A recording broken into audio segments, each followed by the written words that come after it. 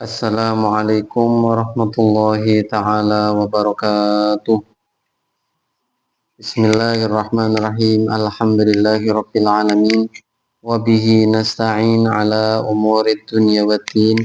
Wassalatu wassalamu ala ashrafil anbiya'i wal mursalin. Sayyidina wa maulana Muhammad. Allahumma salli ala Sayyidina Muhammad. Al-Fatih lima uhlik wal khatimi lima sabaq nasiril haqqi bil haqq wal hadi ila siratikal mustaqim wa ala alihi haqqa qadrihi wa miqdarihil azim.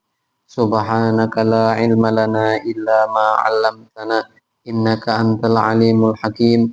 Rabbi shrah li sadri wa yassir li amri wahlul 'uqdatam min lisani yafqahu qawli amma ba'du. Faqad qala al-musannif rahimahullahu ta'ala wa nafa'na bihi wa bi'ulumihi wa bi asrarihi fid dharaini amin ya rabbal alamin. Wal qismur rabi'. Sekarang kita masuk ke pembagian yang keempat ya. Sekarang kita masuk ke pembagian yang keempat dari macam-macamnya air. Imam Musannif sudah menerangkan yang pertama, air yang suci dan mensucikan makruh digunakan. Yang kedua, air yang suci dan mensucikan tapi makruh untuk digunakan. Ya, ada air yang suci tidak bisa untuk mensucikan, yaitu air mustakmal dan air mutahhir. Yang terakhir, Imam Musannif menjelaskan yang terakhir, wal qismur rabi'. Naam. Wal qismur rabi'. Wal qismur rabi'u utawi bagian kang kaping papat. Wal qismur rabi'u utawi kang kaping papat iku maun banyu najsun kang najis. Ai mutanajjisun tegese banyu kang terkena najis.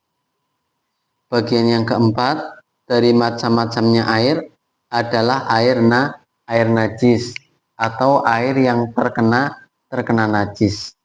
Air yang terkena najis, masuk najis di dalam air tersebut, namanya air mutanajis. Wa huwa utawi ma'un najsun. Wa huwa utawi banyu najis iku kismani ana rong bagian. Iku kismani ana rong bagian. Qalilun siji banyu kang setitik. Qalilun siji banyu kang setitik. Wa huwa utawi ma'un najsun iku alladzi banyu halat kang manggon fihi ing dalem ma apa najasatun najis. Apa najasatun najis. Ya, air mutanajis adalah air yang di dalamnya kemasukan najis. Itu air mutanajis. Asalnya tidak ada najisnya, kemudian kedatangan najis masuk ke dalamnya, maka itu dinamai air yang mutanajis. Air najis, ya, air yang kemasukan najis. Taghayyara padha uga owah apa banyu amla utawa ora owah. Ya, taghayyar amla, baik airnya berubah ataupun tidak berubah. Wa huwa hale utawi ma'un najsun ay wal halu utawi tingkahe annahu teman setuhune ma iku maun banyu dunal kulataini kang kurang rongkolah. Kang kurang rongkolah. Kang kurang rongkolah. Ya, tadi yang dinamakan air mutanajis ya adalah air yang kemasukan najis. Yang kemasukan najis. Hukum ini berlaku kalau air tersebut adalah air yang kolil. Ya, air itu ada dua. Ada air kolil, ada air kathir. Ada air sedikit, ada air banyak. Air sedikit itu apa? Air sedikit adalah air yang dunal qulatain. Air yang kurang daripada dua kolah. Dan air yang kathir, air yang banyak adalah air yang qulatain. Air yang ada dua kulah. Ya. Ini kalau ada air, airnya kok air sedikit, ya, air yang kolil, air sedikit, kemasukan najis, ya, tahoyur amla, berubah ataupun tidak berubah, maka status air tersebut adalah air mutanajis, air najis. Itu kalau airnya adalah air yang sedikit, ya, air sedikit kemasukan najis, berubah ataupun tidak berubah, hukumnya mutanajis, tidak boleh untuk bersuci, tidak sah untuk bersuci. Kalau airnya itu air yang kathir, air yang banyak, dilihat, ya, airnya air yang kathir, air yang banyak bisa dilihat. Yang pertama, kalau air tersebut berubah, ya, air tersebut berubah, artinya berubah dari sifat tiganya air, ya, berubah dari rasanya, baunya, ataupun warnanya, intinya berubah. Kalau air tersebut berubah dari statusnya, maka air tersebut dihukumi mutanajis, ya. Kalau airnya air banyak. Kalau tidak berubah, kalau air tersebut tidak berubah, warnanya tetap sama, rasanya juga tetap sama, ya, itu hukumnya air tersebut tetap suci, tidak dihukumi dengan air mutanajis, tidak dihukumi dengan air mutanajis. Maka kita kalau gunakan untuk bersuci, hukumnya tetap sah, ya. Itu bisa dipahami di dalam dua tadi. Air ada air sedikit, ada air banyak. Air sedikit adalah air yang kurang dari dua kolah. Air banyak adalah air yang ada dua kolah. Air sedikit kemasukan najis, berubah atau tidak berubah hukumnya najis. Ada air banyak kemasukan najis, kalau berubah najis, kalau tidak berubah hukumnya tidak najis, maka sah untuk bersuci. Terus sekarang pertanyaannya adalah, air dua kolah itu ukurannya berapa? Ya, air dua kolah itu ukurannya berapa? Ya, kita bisa lihat di dalam kitab Fiqhul Islam wa Adillatuh. Karena banyak versi ulama, kita ambil satu saja, jangan banyak. Kita ambil di dalam kitab Fiqhul Islam wa Adillatuh, karya Imam Syekh Wahab Az-Zuhairi. Ya, beliau menerangkan ukuran air dua kolah adalah 270 liter, ya, 270 liter. Kalau liter orang Indonesia pasti paham, ya. Ukuran dua kulah adalah 270 liter. Berarti kalau ada air kemasukan najis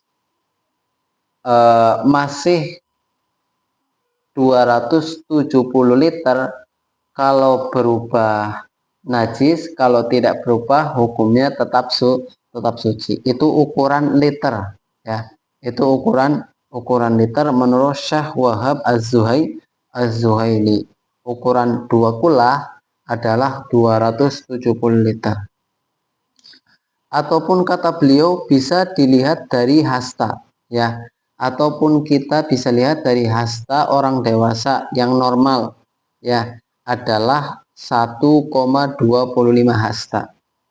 1,25 hasta bisa diukur dengan hasta. Kalau ada air ukurannya ataupun banyaknya masih dalam 1,25 hasta, berarti itu airnya adalah air yang dua kulah.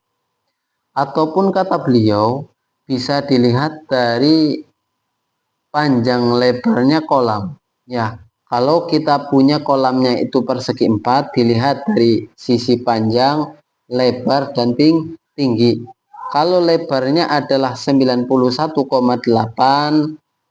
tingginya 91,8, lebarnya 91,8 cm, airnya penuh, maka itu juga dinamakan qulatain, air yang ada dua kolah. Itu ukuran dua kolah menurut Syekh Wahab Az-Zuhaili di dalam kitabnya Fiqhul Islam wa Adillatuh.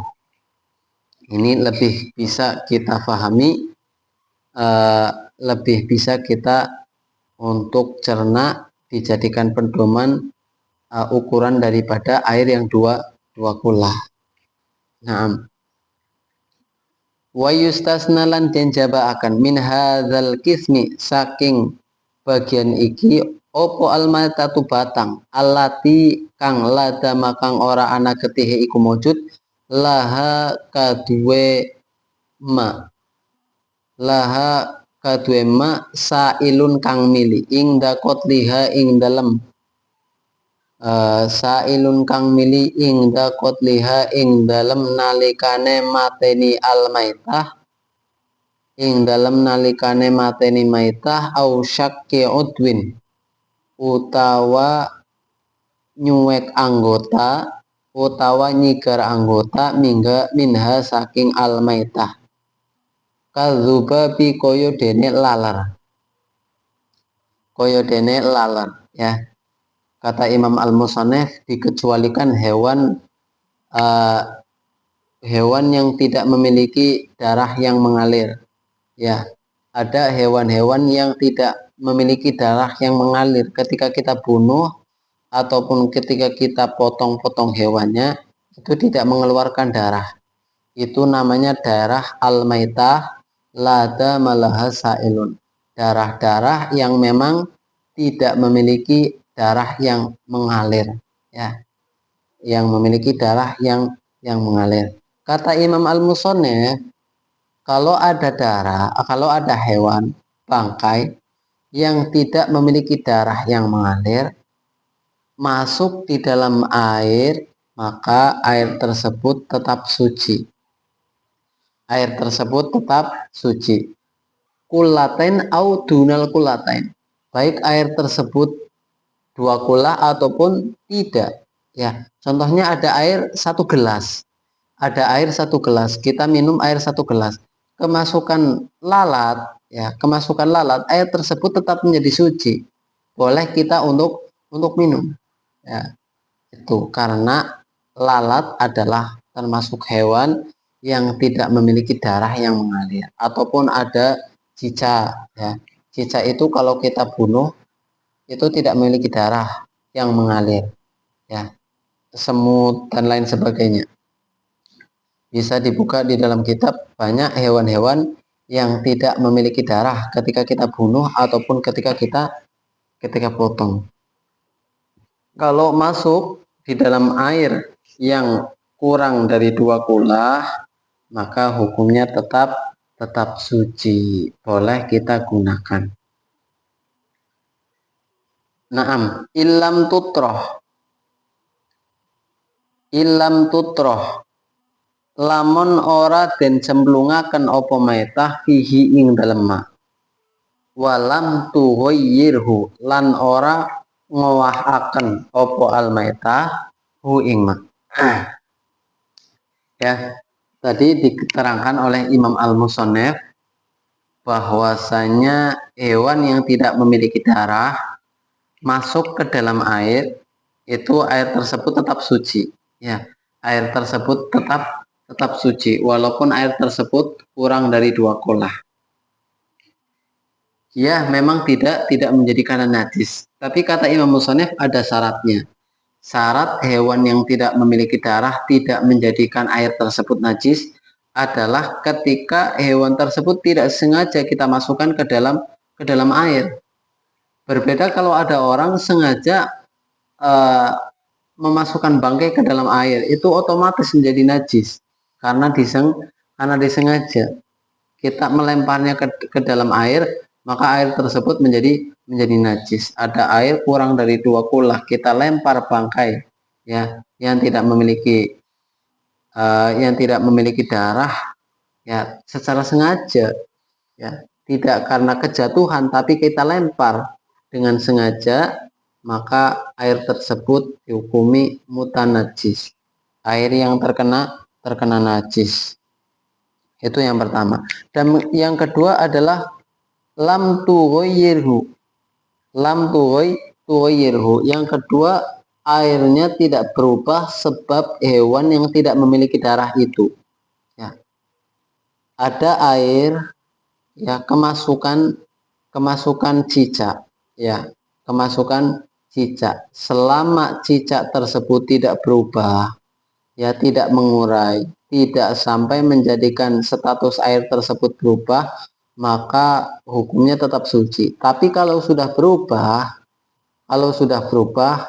baunya sudah menjadi bau busuk, rasanya juga menjadi rasa yang, ya, rasa bangkai, baunya juga bau bangkai, maka air tersebut adalah air mutanajis.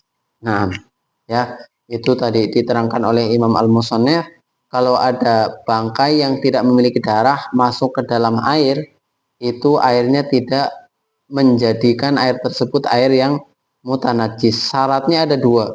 Ya, syaratnya ada dua. Tidak dilempar sendiri ataupun hewan tersebut tidak sampai merubah status air. Ya, dicontohkan oleh Imam Musannif seperti lalat. Ya, biasa sering kita mendapati lalat masuk di dalam minuman kita. Ya, kita lagi minum syahi, kita lagi minum kohwa, halwa dan lain sebagainya, itu biasa. Ya, biasa kemasukan lalat. Kita diajarkan oleh guru-guru kita dan sepuh-sepuh kita, dan memang ini diajarkan oleh banyak sekali ulama, ya, ditulis di dalam kitab banyak oleh ulama. Kalau kita mendapati lalat di dalam minuman kita, itu lalat sepenuhnya dimasukkan ke dalam, ya, lalat sepenuhnya dimasukkan ke dalam, karena diterangkan oleh ulama, sayap kiri lalat adalah penyakit, sayap kanannya adalah dawa, obat daripada penyakit. Ya, sayap kiri itu sudah mendatangkan penyakit di dalam air tersebut, di dalam minuman kita. Kalau langsung diambil itu lalat, berarti penyakitnya masih ada di dalam air. Ya, caranya bagaimana? Harus kita masukkan penawarnya. Harus kita masukkan penawarnya. Penawarnya adalah sayap bagian kanan. Ya, subhanallah, ini adalah termasuk mukjizatnya Allah Subhanahu wa taala, diterangkan oleh banyak sekali para ulama dan diteliti oleh banyak sekali ilmuwan-ilmuwan zaman sekarang, ya. Dan mereka membenarkan apa yang menjadi keterangannya para ulama-ulama kita. Subhanallah. Ini satu mukjizat yang luar biasa, ya. Satu lalat tapi ada dua kategori, sayap yang berpenyakit dan sayap yang menjadi penawar penyakit itu. Nah, wa kadzalan iku kaya mengkono-mengkono al mustasna an najasatu utawi najis allati najis la yudrikuha kang ora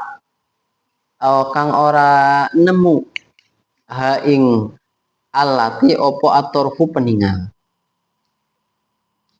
opo atorfu peningal. Begitu juga hewan-hewan yang ketika masuk di dalam air, ya, hewan bangkai tersebut tidak kasat mata. Artinya mata untuk melihatnya itu harus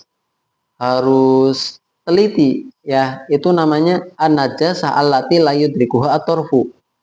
Najis-najis yang tidak kasat mata kalau masuk ke dalam air, air tersebut tidak menjadikannya air mutanajis, tetap menjadi air yang suci. Ada air kemasukan hewan yang sangat sedikit, yang sangat kecil. Itu tidak merubah status air tersebut menjadi air yang mutanajis. Ya. Fakulun minhuma. fakulun mongko utawi saben-saben siji minhuma saking almaitah allati la tamalaha sailun lan an najasah allati la yudrikuha atorfu wala yunajjisu wala la yunajjisu iku ora bisa ndadekaken najis opo huma almaia ing perkara cair cair. Jadi hewan-hewan yang tidak memiliki darah ataupun hewan-hewan yang tidak kasat mata itu tidak menjadikan air menjadi najis.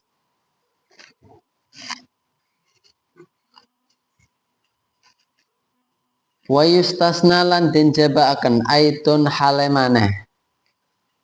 halemane opo suwarun piro-piro contoh madhkuratun kang wis den tutur fil mabsutoti ing dalam piro-piro tuladane kitab kang gede-gede. Piro-piro tuladane kitab kang gede-gede ya. Tadi Imam Al-Musannaf menerangkan bahwasanya air kalau terkena hewan yang tidak memiliki darah itu airnya tidak sampai berubah hukumnya menjadi najis.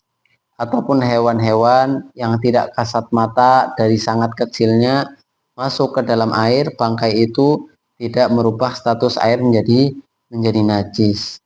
Kata Imam Al-Musannaf, wa yustasna aidan suwarun madhkuratun fil maqsutat. Di sana di dalam kitab-kitab yang lebih besar masih banyak diterangkan pengecualian bangkai yang masuk ke dalam air tadi. Selain hewan bangkai yang tidak memiliki darah ataupun bangkai yang tidak kasat mata. Itu masih banyak diterangkan oleh para ulama di kitab-kitab yang besar ya. Nanti bisa dilihat di dalam kitab Al-Baijuri, di dalam kitab Buhya dan lain sebagainya bisa dilihat. Wa asyara lan aweh isyarah sapa musannaf lil kismitsani maring bagian kang kapindho minal kismir robi saking bagian kang kaping 3 biqaulihi kelawan dawe Imam Musannaf rupane ucapane musannaf au kana katsirun kullatain au kana utawa lamun utawa ono opo ma iku kathiron akeh kullatain kang ana rongkolah fa aksaro mongko luwih akeh fataghayyara mongko owah opo banyu yasiron kelawan owahan setitik au kathiron utawa owahan kang akeh. Owahan setitik utawa owahan kang akeh ya. Tadi di atas sudah diterangkan air itu ada dua, air yang sedikit dan air yang banyak. Air yang sedikit itu berarti air yang kurang dari 2 kolah. Tidak ada dua kolah. Air yang banyak adalah air yang ada dua kolah. Air sedikit kemasukan najis, berubah atau tidak berubah hukumnya tetap najis. Air yang banyak adalah air yang ada 2 kolah. Kemasukan najis kalau tidak berubah maka air tersebut tetap suci. Kalau berubah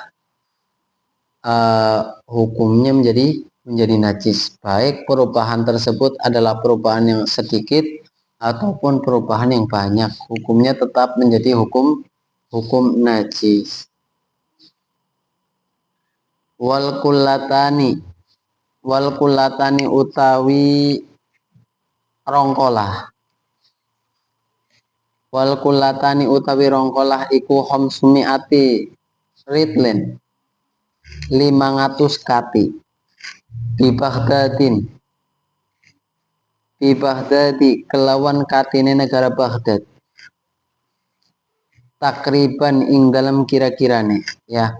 Ukuran dua kulah menurut katinya Baghdad adalah 500 kati. Takriban secara kira-kira, bukan secara pasti ya, bukan secara pasti. Takriban ya, takriban secara kira-kira, bukan secara pasti. Fil asohi ing dalam kaul kang asoh, fihima ing dalam homsi ametiritlin wa takriban. Warid lulan utawi katine bongs warid lil Baghdadi, warid lul Baghdadi utawi katine bangsa negara Baghdad ing dan Nawawi mungguhe Imam An-Nawawi iku mi'atun 100 wasamaniyatun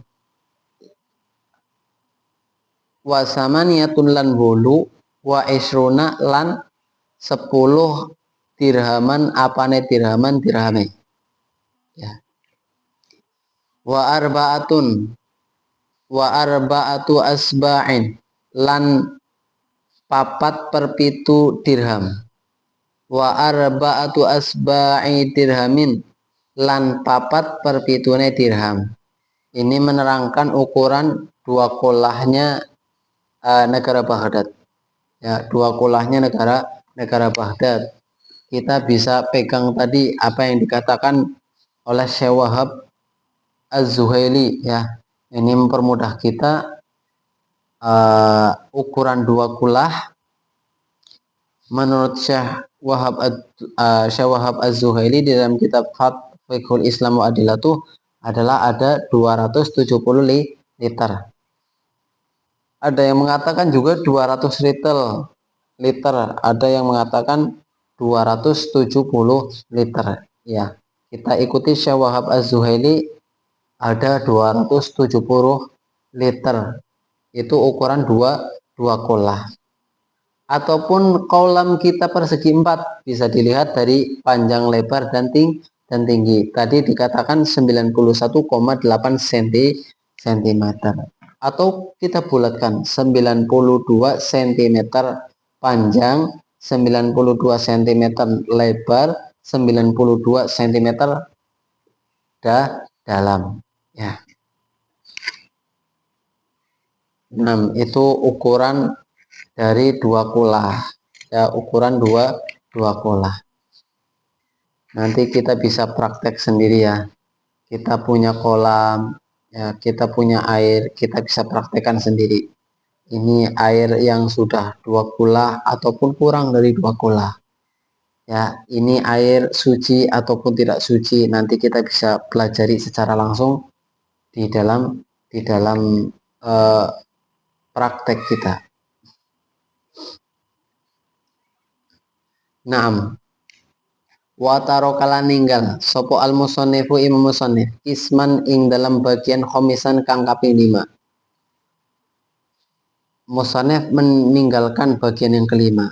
Apa? Wa huwa utawi kisman khomisan iku al ma'u banyu al mutahhiru kang bisa nyuciaken al haramu tapi haram.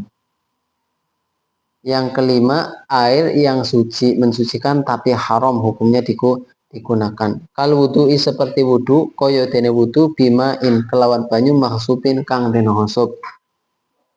Mahsubin kang den hosop au musabbalin utawa air kang den sediaaken lisyurbi kanggo minum. Imam Musannif meninggalkan bagian yang kelima yaitu air yang haram. Ya.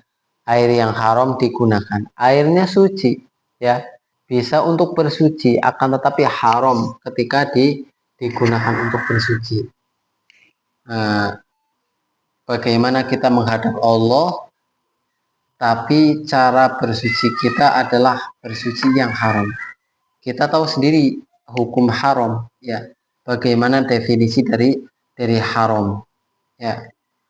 Kalau kita melakukan satu hal yang haram, contohnya tadi bersuci, kalau orang bersuci berarti hendak beribadah menghadap Allah Subhanahu wa taala. Tapi menggunakan perantara air ataupun yang lainnya dengan cara yang haram. Bagaimana di hadapan Allah Subhanahu wa taala. Seperti contoh yang kita tahu, air yang ada di dalam pesawat, ya.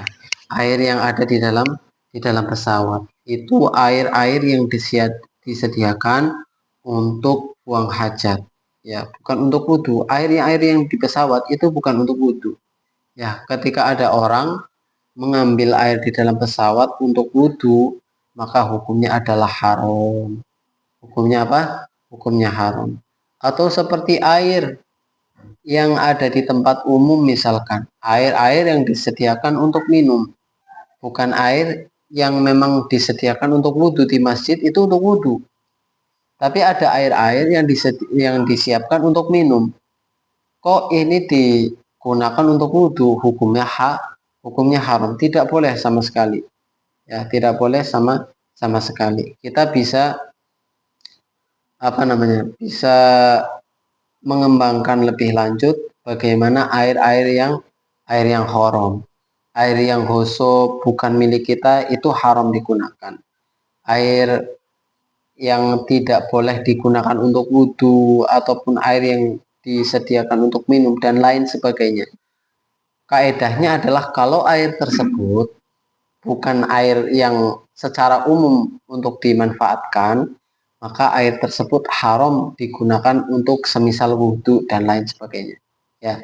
Kalau memang air tersebut air yang memang umum untuk digunakan, untuk wudhu boleh, untuk mandi boleh, untuk dikonsumsi boleh, itu namanya air yang umum, maka tidak haram menggunakannya.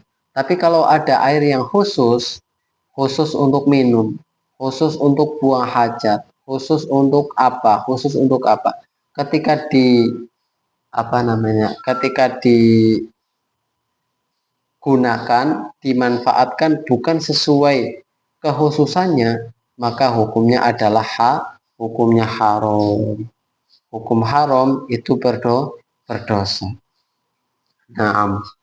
Faslun fi dzikri syai'in minal a'yan al-mutanajjisah wallahu a'lam bisawab. Bismillahirrahmanirrahim. Subhanakallahumma wa bihamdika asyhadu an la ilaha illa anta astaghfiruka wa atubu ilaik. Subhana rabbika rabbil izzati amma yasifun wa salamun alal mursalin walhamdulillahi rabbil alamin. Subhana rabbika rabbil izzati amma yasifun wa salamun alal mursalin walhamdulillahi rabbil alamin. Subhanakallahumma wa bihamdika asyhadu an la ilaha illa anta astaghfiruka wa atubu ilaik. Assalamualaikum warahmatullahi taala wabarakatuh.